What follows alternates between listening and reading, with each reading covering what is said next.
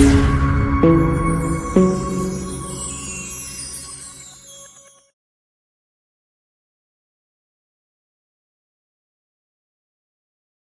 അപ്പൊ Indian coast guard ദിനമാണ് എന്ന് പറയുന്ന ഫെബ്രുവരി 21 എന്ന് പറയുന്നത്. ഓക്കെ, സിമ്പിൾ ആണ്. ഇന്ത്യൻ കോസ്റ്റ് ഗാർഡ് ദിനം ഫെബ്രുവരി 1 എന്നുള്ള കാര്യം ഓർത്തു കൊടുക്കുക. ഓക്കെ, നെക്സ്റ്റ് നമ്മൾ പറയുന്നു, സ്വതന്ത്ര ഭാരതത്തിൽ ഏറ്റവും കൂടുതൽ തവണ തുടർച്ചയായി ബഡ്ജറ്റ് അവതരിപ്പിച്ചത് നിർമ്മല സീതാരാമനാണ്. ആരാണ്?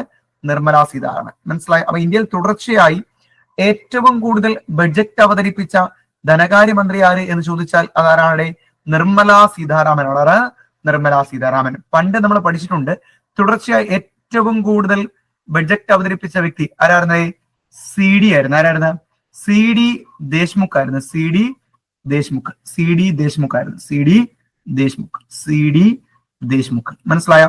അപ്പൊ ഇപ്പൊ നമ്മൾ പഠിക്കുന്നു, ഏറ്റവും കൂടുതൽ ബഡ്ജറ്റ് അവതരിപ്പിച്ച ധനകാര്യമന്ത്രി തുടർച്ചയായിട്ടാണ് നിർമ്മല സീതാരാമൻ. എന്നാൽ ഏറ്റവും കൂടുതൽ ബഡ്ജറ്റ് അവതരിപ്പിച്ച ധനകാര്യമന്ത്രി ആര് എന്ന് ചോദിച്ചാൽ ഇപ്പോഴും ആര് തന്നെയാണ്? നമ്മുടെ മൊറാർജി തന്നെയാണ്. ആര് തന്നെയാണ്? മൊറാർജി ദേശായി തന്നെയാണ്. ഓക്കെ ആണല്ലേ? യെസ്. അപ്പം തുടർച്ചയായി ഏറ്റവും കൂടുതൽ ബഡ്ജറ്റുകൾ അവതരിപ്പിച്ച ധനകാര്യമന്ത്രിയായി ആര് മാറിയിരിക്കുന്നു? നിർമ്മല സീതാരാമൻ.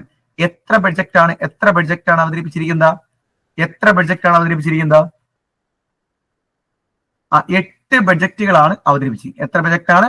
8 ബഡ്ജറ്റാണ് അവതരിപ്പിച്ചിരിക്കുന്നത്. ഓക്കെ അല്ലെ? അടുത്തത്, ന്യൂസിലൻഡ് പാർലമെന്റ് വ്യക്തിത്വ പദവി നൽകിയ പർവ്വതത്തിന്റെ പേരാണ് താരനഗി മൗനങ്ക. കിട്ടിയോ നിങ്ങൾക്ക്?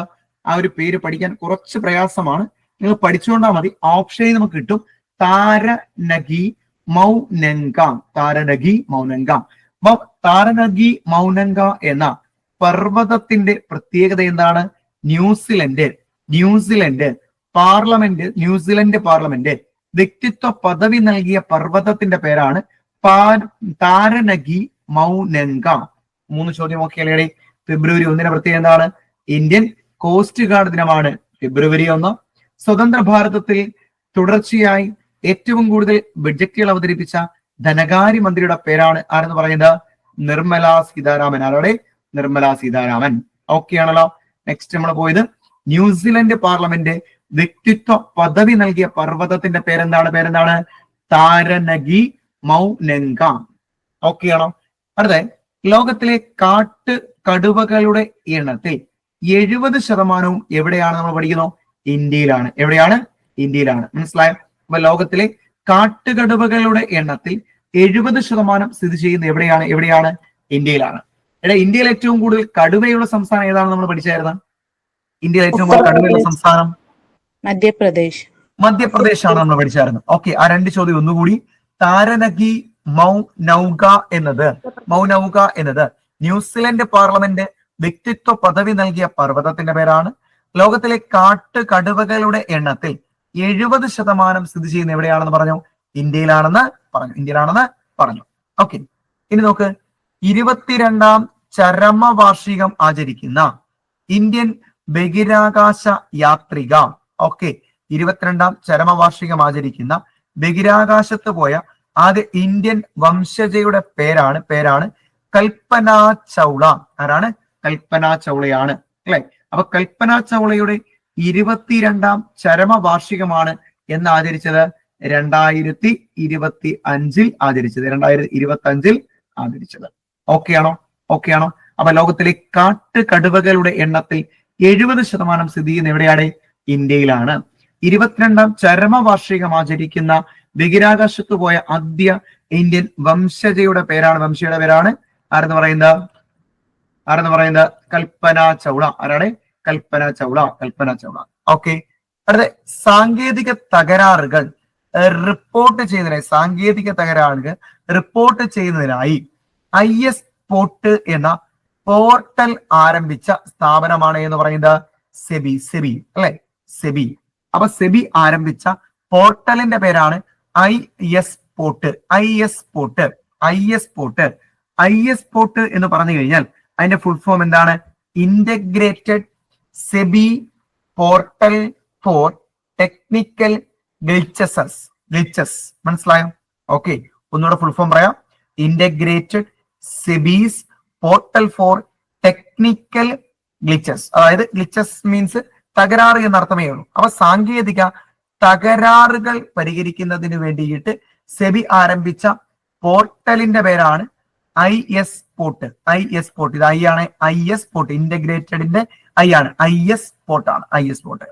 ഓക്കെ, അടുത്ത ബഹുഭാഷാ ഭരണത്തിനായി ഭാഷിണിയുമായി ധാരണാപത്രം ഒപ്പുവെച്ച ആദ്യ വടക്ക് കിഴക്കൻ സംസ്ഥാനമാണ് ത്രിപുര.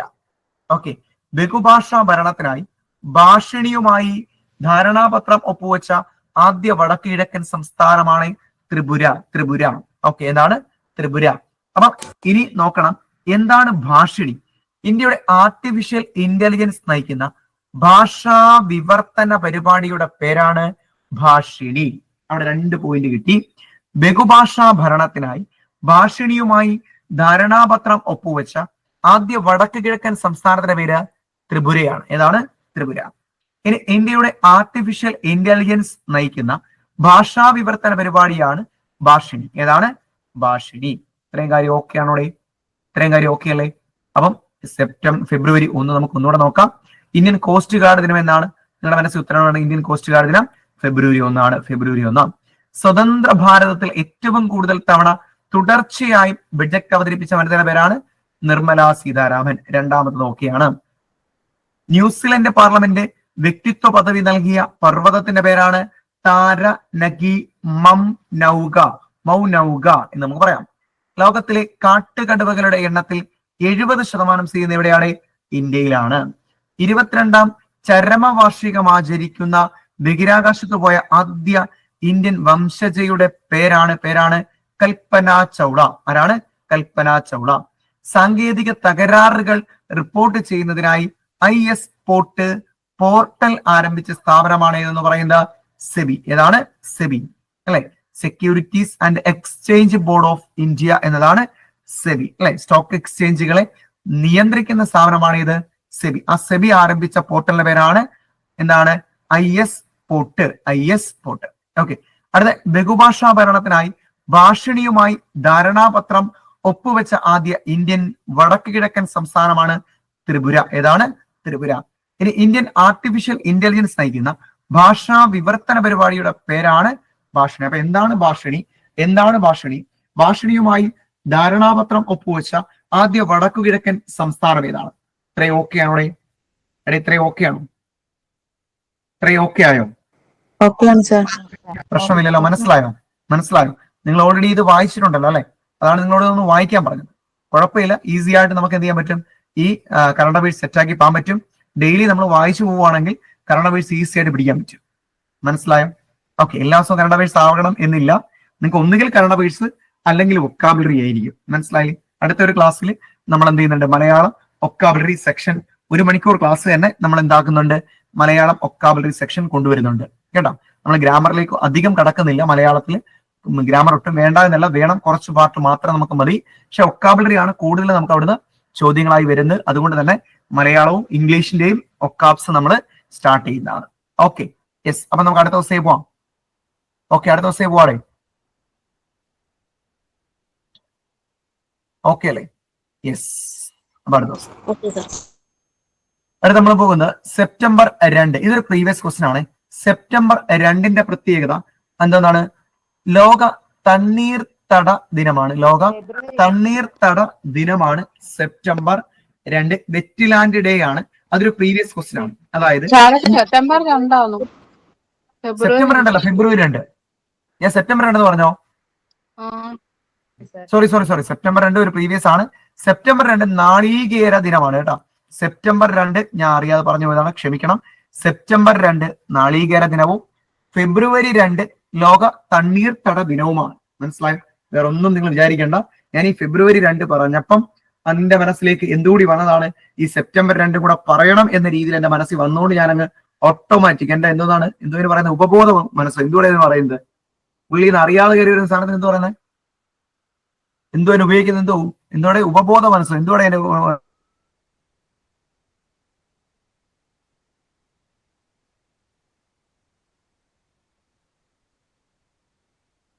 സെപ്റ്റംബർ 2 എന്ന് പറയുന്നത് നാളികേര ദിനമാണ്. വീണ്ടും വിട്ടുപോയതാണ്. സെപ്റ്റംബർ 2 എന്ന് പറയുന്നത് നാളികേര ദിനമാണ്. ഫെബ്രുവരി 2 എന്ന് പറയുന്നത് തണ്ണീർത്തട ദിനമാണ്. രണ്ടും സെറ്റാണ്, ഇനി തിരിയത്തില്ല. ഫെബ്രുവരി 2 എന്ന് പറയുന്നത് എന്താണ്? തണ്ണീർത്തട ദിനമാണ്. സെപ്റ്റംബർ 2 എന്ന് പറയുന്നത് നാളികേര ദിനമാണ്. എന്താണ്? നാളികേര ദിനമാണ് എന്ന് പറയുന്നത് സെപ്റ്റംബർ 2 എന്ന് പറയുന്നത്. ഇത്രയും കാര്യം ഓക്കെ അല്ലേ? യെസ്, നമ്മൾ അടുത്തിലേക്ക് പോകുന്നു. ഇനി ഈ ലോക തണ്ണീർത്തട ദിനത്തിന്റെ പ്രമേയം എന്താണ്? Protecting wetlands, protecting wetland for our common future എന്നുള്ളതാണ്. Protecting wetlands for our common future എന്നുള്ളതാണ് ലോക തണ്ണീർത്തട ദിനത്തിന്റെ പ്രമേയം. ഓക്കെ, ഒന്നുകൂടെ. ഫെബ്രുവരി 2 ലോക തണ്ണീർത്തട ദിനം. സെപ്റ്റംബർ 2 എന്താണ് പറ? സെപ്റ്റംബർ 2 നാളികേര ദിനമാണ്. ഓക്കെ ആണല്ലോ. ഇനി നമ്മൾ പറഞ്ഞു എന്താണ് ഈ ഫെബ്രുവരി 2 തണ്ണീർത്തട ദിനത്തിന്റെ പ്രമേയം എന്ന് പറയുന്നത് എന്താണ്? Protecting wetland for our common future എന്നുള്ളതാണ്. അത് ക്ലിയർ ആയിട്ട് മനസ്സിലായേ? അടുത്തിലേക്ക് നമ്മൾ പോവുകയാണ്. കാർഷിക സർവകലാശാലയുടെ പ്രൊഫസർ ഓഫ് പ്രാക്ടീസ് പദവി ലഭിച്ചത് ആർക്കാണ്? കാർഷിക സർവകലാശാലയുടെ പ്രൊഫസർ ഓഫ് പ്രാക്ടീസ് പദവി ലഭിച്ചത് ചെറുവയൽ രാമനാണ്. ആർക്കാണ്? ചെറുവയൽ രാമൻ. കാർഷിക സർവകലാശാലയുടെ പ്രൊഫസർ ഓഫ് പ്രാക്ടീസ് പുരസ്കാരം പദവി ലഭിച്ചത് ചെറുവയൽ രാമനാണ്. അപ്പൊ ഫെബ്രുവരി 2 ലോക തണ്ണീർത്തട ദിനമാണ്. ലോക തണ്ണീർത്തട ദിനത്തിന്റെ പ്രമേയം എന്ന് പറയുന്നത് protecting wetland for common future എന്നുള്ളതാണ്. ഓക്കെ, കാർഷിക സർവകലാശാലയുടെ പ്രൊഫസർ ഓഫ് പ്രാക്ടീസ് പദവി ലഭിച്ചത് ആർക്കാണ്? ചെറുവയൽ രാമൻ. ആർക്കാണ്? ചെറുവയൽ രാമനാണ്. ഇത്രയും കാര്യം ഓക്കെ അല്ലേ? ഓക്കെ അല്ലേ? യെസ്. ഇനി 2025 കേന്ദ്ര ബഡ്ജറ്റിൽ ഏറ്റവും കൂടുതൽ വിദേശ സഹായം നൽകുന്നത് ഏത് രാജ്യമാണ്? ഇന്ത്യക്ക് ഏറ്റവും വിദേശ സഹായം നൽകുന്ന രാജ്യമാണ് ഭൂട്ടാൻ. 2025 കേന്ദ്ര ബഡ്ജറ്റിൽ ഏറ്റവും കൂടുതൽ വിദേശ സഹായം നൽകുന്നത് ഭൂട്ടാനാണ് എന്ന് ഓർത്തോളുക. ഓക്കെ അല്ലേ? ഇനി കേരളത്തിലെ GST വരുമാനത്തിനുണ്ടായ വർധനവ് 8% എന്ന് ഓർത്തോണം. കാരണം ഈ ഒരു ചോദ്യം നമുക്ക് പ്രാധാന്യമുള്ള ചോദ്യമായിട്ട് കാണാം. ഒരു പക്ഷേ എന്താണ് ഈ പറഞ്ഞ എക്കണോമിക്സ് ഭാഗത്ത് നിന്ന് കറണ്ട് അഫയേഴ്സ് ആയിട്ട് ചോദ്യങ്ങളുടെ എണ്ണം കുറവായി വന്നാൽ ചിലപ്പോൾ ചോദിക്കാം. കേരളത്തിൽ GST വരുമാനത്തിലുണ്ടായ വർധനവ് 8%. എന്താണ്? 8%. ഓക്കെ ആണോ? മനസ്സിലാവുന്നുണ്ടോ? മനസ്സിലാവുന്നുണ്ടോ? ഓക്കെ. അടുത്തത്, പരിശോധനയിലൂടെ കൈക്കൂലിക്കാരെ പിടിക്കാനായി വിജിലൻസ് നടത്തുന്ന ഓപ്പറേഷന്റെ പേരാണ് operation spot trap. Operation spot trap. പരിശോധനകളിലൂടെ കൈക്കൂലിക്കാരെ പിടിക്കാനുള്ള വിജിലൻസിന്റെ ഓപ്പറേഷൻ. ഒന്ന് ആലോചിച്ച് നോക്കി. വിജിലൻസ് കൈക്കൂലിക്കാരെ പിടിക്കുന്ന എപ്പോഴാണ്? ആ കൈക്കൂലി വാങ്ങുന്ന സ്പോട്ടിൽ തന്നെ പിടിക്കും. അതുകൊണ്ട് നമുക്ക് പിടിക്കാം operation spot trap. Operation spot trap. ഇന്ത്യയിലെ മികച്ച അഗ്രി ടൂറിസം വില്ലേജായി തിരഞ്ഞെടുത്തത് കുമരകം. ഇന്ത്യയിലെ മികച്ച അഗ്രി ടൂറിസം വില്ലേജ് ആയിട്ട് തെരഞ്ഞെടുത്തത് ഏതിനെയാണ്? കുമരകം. കുമരകം ഏത് ജില്ലയാണ്?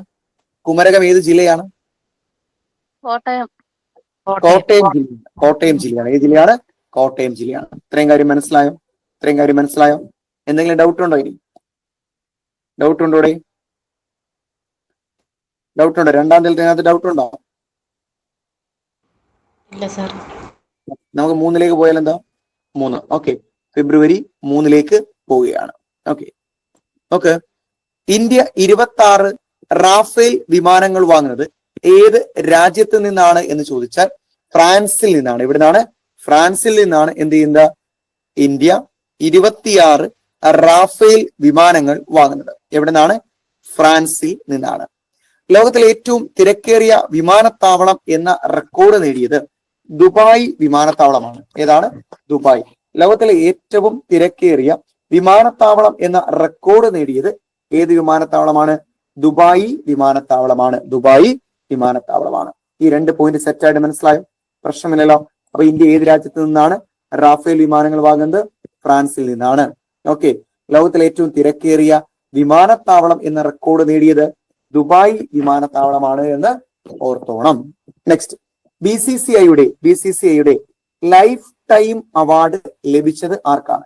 സച്ചിൻ ടെണ്ടുൽക്കർക്കാണ്. ആർക്കാണ്? സച്ചിൻ ടെണ്ടുൽക്കർ. അപ്പൊ BCCIയുടെ ലൈഫ് ടൈം അവാർഡ് ഇത് ആരുടെ പേരിലാണ്? ഇവിടെ BCCIയുടെ ലൈഫ് ടൈം അവാർഡ് ആരുടെ പേരിലാണെന്ന് പറയാവോ? CK നായിഡു അല്ലെ? CK Naidu. Very good, very good. CK നായിഡുവിന്റെ പേരിലാണ് BCCIയുടെ ലൈഫ് ടൈം അവാർഡ് ഉള്ളത്. അത് ലഭിച്ചത് ആർക്കാണ്? സച്ചിൻ ടെണ്ടുൽക്കർക്കാണ്. ആർക്കാണ്? സച്ചിൻ ടെണ്ടുൽക്കർ. 3 ചോദ്യങ്ങൾ. ഫ്രാൻസിൽ നിന്ന് ഇന്ത്യ 26 റാഫേൽ വിമാനങ്ങൾ വാങ്ങുന്നു എന്നത് ഓർത്തോണം. ലോകത്തിലെ ഏറ്റവും തിരക്കേറിയ വിമാനത്താവളം എന്ന റെക്കോർഡ് ആര് നേടുന്നു? ദുബായ് വിമാനത്താവളം നേടുന്നു എന്ന് ഓർക്കുക. BCCIയുടെ ലൈഫ് ടൈം അച്ചീവ്മെന്റ് പുരസ്കാരം ആർക്കാണ് ലഭിച്ചത്? നമ്മുടെ സച്ചിനാണ് ലഭിച്ചത്. 67ാമത് ഗ്രാമി പുരസ്കാരത്തിൽ ഇന്ത്യയിൽ നിന്നും ഇടം പിടിച്ച വ്യക്തിയാണ് ചന്ദ്രിക ടംഡൻ. ആരാണ്? ചന്ദ്രിക ടംഡൻ. 67ാമത് ഗ്രാമി പുരസ്കാരത്തിൽ ഇന്ത്യയിൽ നിന്നും ഇടം പിടിച്ച വ്യക്തിയാണ് ചന്ദ്രിക ടംഡൻ. ഓക്കെ ആണോ? അടുത്തിലേക്ക് നമ്മൾ പോകുന്നു. തിരഞ്ഞെടുപ്പ് കമ്മീഷന്റെ വീഴ്ചകൾ കണ്ടെത്തുന്നതിനായി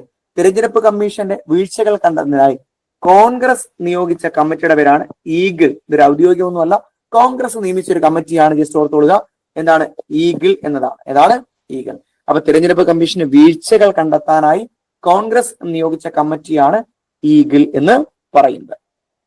ഇനി കൂടംകുളം ആണവോർജ പദ്ധതിക്കായി ന്യൂക്ലിയർ വെസലുകൾ അയക്കുന്ന രാജ്യം റഷ്യയാണ് എന്ന് ഓർക്കണം. കൂടംകുളം ആണവോർജ പദ്ധതിക്കായി ന്യൂക്ലിയർ വെസലുകൾ അയക്കുന്ന രാജ്യം ഏതാണ്? റഷ്യ. ഏതാണ്? റഷ്യ. ഓക്കെ. അപ്പൊ തെരഞ്ഞെടുപ്പ് കമ്മീഷന്റെ വീഴ്ചകൾ പരിശോധിക്കാനായി കോൺഗ്രസ് നിയമിച്ച കമ്മിറ്റിയാണ് എന്ന് പറയുന്നത് ഈഗിൾ കമ്മിറ്റി എന്ന് പറയും. ഏതാണ്? Eagle committee. കൂടംകുളം ആണവോർജ പദ്ധതിക്കായി ന്യൂക്ലിയർ വെസലുകൾ അയക്കുന്ന രാജ്യം ഇന്ത്യയാണ്. ഇനി നിലവിലെ ഇറാൻ പ്രസിഡന്റ് ആരാണ്? മസൂദ് പെസേഷ്കിയാൻ ആണ്. മനസ്സിലായോ? മസൂദ് പെസഷ്കിയാൻ ആണ് ഇറാന്റെ പുതിയ പ്രസിഡന്റ്. ഇറാന്റെ പ്രസിഡന്റ് ആരാണ്? മസൂദ് പെസഷ്കിയാൻ. 37ാമത് കേരള ശാസ്ത്ര കോൺഗ്രസിന് വേദിയാകുന്നത്. ശാസ്ത്ര കോൺഗ്രസ് എവിടെയാണ് നടക്കാൻ പോകുന്നത്? തൃശ്ശൂരാണ്. എവിടെയാണ്? തൃശ്ശൂര്. ഓക്കെ. അപ്പൊ ഫെബ്രുവരി 3 ഒന്നുകൂടി നമ്മൾ പറയുകയാണ്. ഇന്ത്യ 26 റാഫേൽ വിമാനങ്ങൾ വാങ്ങുന്നത് ഏത് രാജ്യത്ത് നിന്നാണ്? ഫ്രാൻസ്. ലോകത്തിലെ ഏറ്റവും തിരക്കേറിയ വിമാനത്താവളം എന്ന റെക്കോർഡ് നേടിയത് ദുബായ് വിമാനത്താവളമാണ്. BCCIയുടെ ലൈഫ് ടൈം അവാർഡ് നേടിയത് ആരുടെ പേരിലുള്ള? CK നായിഡുവിന്റെ പേരിലുള്ള ലൈഫ് ടൈം അവാർഡ് നേടിയത് സച്ചിൻ ടെണ്ടുൽക്കർ ആണ്. 67ാമത് ഗ്രാമി പുരസ്കാരങ്ങളിൽ ഇന്ത്യയിൽ നിന്നും ഇടം പിടിച്ച വ്യക്തിത്വമാണ് ചന്ദ്രിക ടംഡൻ. തിരഞ്ഞെടുപ്പ് കമ്മീഷന്റെ വീഴ്ചകൾ കണ്ടെത്താനായി കോൺഗ്രസ് നിയോഗിച്ച കമ്മിറ്റിയാണ് ഈഗിൾ. കൂടംകുളം ആണവോർജ പദ്ധതിക്കായി ന്യൂക്ലിയർ വെസലുകൾ അയക്കുന്ന രാജ്യം റഷ്യ. ന്യൂക്ലിയർ വെസലുകൾ അയക്കുന്ന രാജ്യം ഏതാ? റഷ്യ. ഇറാന്റെ പ്രസിഡന്റ് മസൂദ് പെസഷ്കിയാൻ. 37ാമത് കേരള കോൺഗ്രസ് വേദിയാകുന്നത്, കേരള ശാസ്ത്ര കോൺഗ്രസിന് വേദിയാകുന്നത് എവിടെയാണെന്ന് ചോദിച്ചാൽ എവിടെയാണ്? തൃശ്ശൂരാണ്. എവിടെയാണ്? തൃശ്ശൂർ. ഇത്രയും കാര്യം ഓക്കെ ആണോ?